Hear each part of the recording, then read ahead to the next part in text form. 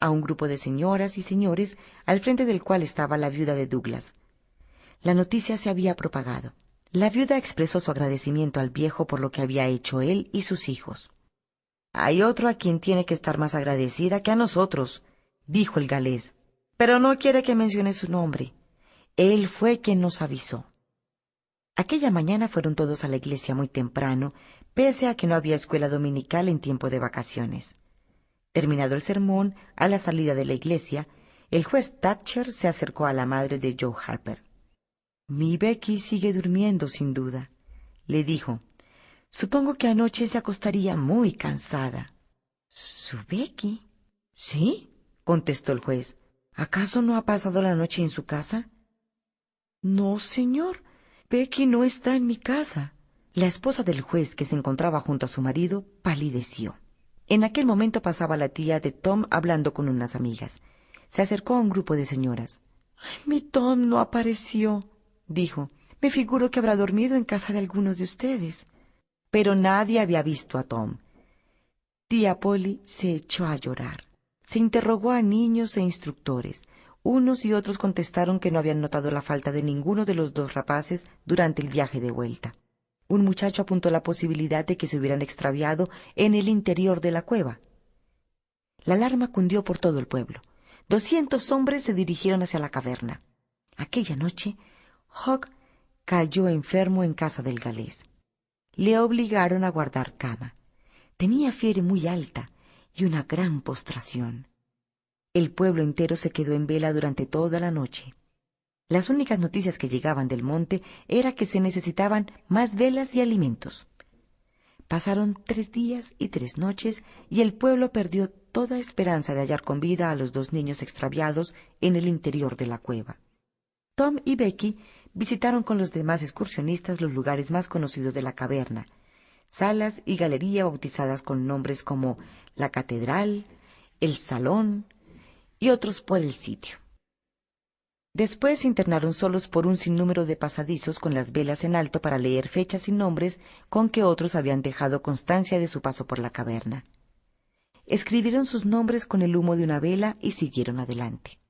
Poco después llegaron a una pequeña cascada, algo así como un Niágara en miniatura. Tom vio que ocultaba una especie de escalera natural dentro de 2 muros, y decidieron avanzar por allí. Tras ellos dejaron algunas marcas en el muro, hechas con el humo de las velas, para que les sirviesen de guía cuando regresasen. Poco a poco se fueron adentrando en las inexploradas profundidades del laberinto. Llegaron a una caverna donde las estalactitas se unían a las estalagmitas, formando fantásticas columnas. Más tarde fueron a parar a una gran cámara abovedada, de cuyo techo colgaban grandes ristras de murciélagos. Asustados por la luz de las velas, los murciélagos bajaron en gran número. Tom, sin pérdida de tiempo, cogió a Becky de la mano y se metieron por una abertura próxima que daba a un largo pasadizo. Al final del mismo, Becky se detuvo. «Ya no se oye a los demás», dijo. «Hace mucho tiempo que no los oigo. Será mejor que volvamos con ellos. ¿Te acordarás del camino, Tom?» «Creo que daré con él. Pero tendremos que dar un rodeo para evitar a los murciélagos. Si nos apagasen las velas, nos veríamos en apuros».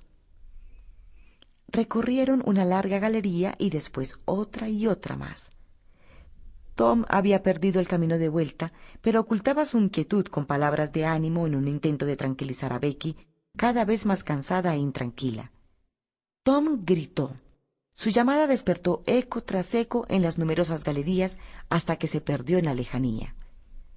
De pronto, Becky se sentó en el suelo y rompió a llorar. «Estamos perdidos, Tom. Nunca podremos salir de aquí». Tom se sentó a su lado y la rodeó con sus brazos. La consoló lo mejor que pudo, asegurándole que, de un momento o de otro, saldrían de allí. Y de nuevo se pusieron en marcha, sin ningún rumbo. Les rendía el cansancio, pero sentarse equivalía a invitar a la muerte. Era preciso andar y andar. Al fin no pudieron dar un paso más y se sentaron en el suelo. Becky se durmió enseguida. Cuando al cabo de una hora despertó, dijo: Ojalá no me hubiera despertado nunca. He tenido un sueño tan maravilloso. Se levantaron para proseguir la marcha. Poco después hallaron un manantial y Tom dijo que era hora de tomarse otro descanso. Becky dijo que tenía hambre y el muchacho sacó algo del bolsillo. Un pedazo de tarta que había separado de la merienda. «Es nuestro pastel de bodas, Tom», bromeó Becky. Lo partieron en 2 mitades y completaron el festín con agua del manantial. Tom se armó de valor para decir a la niña que debían quedarse allí junto al manantial donde había agua para beber y porque ya solo les quedaba un cabito. Becky dirigió una mirada de angustia a la vela que había fijado a una roca con un poco de barro. «Nos buscarán», dijo Tom. «Seguro que nos están buscando». Poco después se consumía la vela y quedaban en la más completa oscuridad. Las horas seguían pasando y el hambre los atormentaba de nuevo. De pronto oyeron un grito muy distante. Tom lanzó otro grito y los 2 niños se echaron a andar a tientas en aquella dirección. «¡Son ellos!», exclamó Tom. «¡Ya vienen, Becky! ¡Estamos salvados!». La galería por la que avanzaban estaba llena de hoyos. Llegaron al borde de uno y tuvieron que detenerse. Tom se tumbó, introdujo el brazo y no tocó fondo. Podía tener una vara de profundidad, o 100 varas. Regresaron al manantial. El tiempo seguía pasando. Volvieron a dormir y a despertar, famélicos y desesperados. A Tom se le ocurrió explorar alguna de las galerías que había por allí cerca. Sacó del bolsillo la rueda de la cometa, ató el extremo de la cuerda a un saliente del muro, y él y Becky avanzaron a tientas, soltando el hilo conforme se alejaban. A los pocos pasos se encontraron con un corte vertical. Tom se tumbó, introdujo el brazo en el agujero y se fue arrastrando hasta el muro para palpar toda la cortadura. Allá abajo, a menos de 20 varas, vio de repente una luz. Luego una mano, y tras la mano, la figura de Joe el indio. El mestizo no tardó en desaparecer de su vista, y Tom, sobreponiéndose al terror que lo embargaba, se incorporó y dijo a Becky que no podían seguir avanzando. Una vez más, regresaron al manantial. La niña estaba cada vez más débil. Se había sumido en una apatía total. Tom decidió explorar solo otra de las galerías. Dio un beso a Becky y se alejó llevando la cuerda de la mano. Pasó la tarde del martes y llegó el crepúsculo. Tom y Becky seguían sin aparecer. La mayor parte de las brigadas de rescate ya habían abandonado la búsqueda. La madre de Becky había caído enferma. Los cabellos grises de tía Polly se habían vuelto completamente blancos. Pasada la medianoche, el frenético repiqueteo de las campanas de la iglesia puso en pie a todo el vecindario. En un momento las calles se llenaron de gente que gritaba: «¡Ya han aparecido! ¡Lo han encontrado!». El vecindario, en grupos, salió a recibirlos. Tom y Becky venían en un coche descubierto tirado por numerosos vecinos. La multitud no cesaba de aclamarles. Fueron conducidos a casa del juez Thatcher, por donde desfiló todo el pueblo. Tía Polly y la mujer del juez estaban radiantes de alegría. Tom Sawyer, tendido en un sofá, contó la historia de la increíble aventura, terminándola con el relato de cómo dejó a Becky y se fue a recorrer una galería hasta que se le acabó la cuerda. Y cuando ya estaba a punto de volverse atrás, descubrió un puntito de luz muy remoto. Dejó la cuerda y se arrastró hasta allí.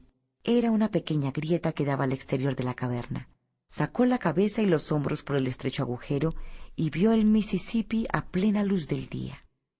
Volvió junto a Becky, y cuando la niña vio el puntito de luz estuvo a punto de desmayarse de felicidad.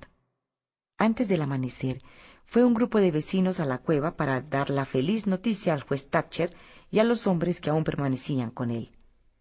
Tom y Becky estuvieron postrados en cama durante 2 o 3 días. Tom supo que su amigo Huck se encontraba enfermo y guardaba cama en casa de la viuda de Douglas.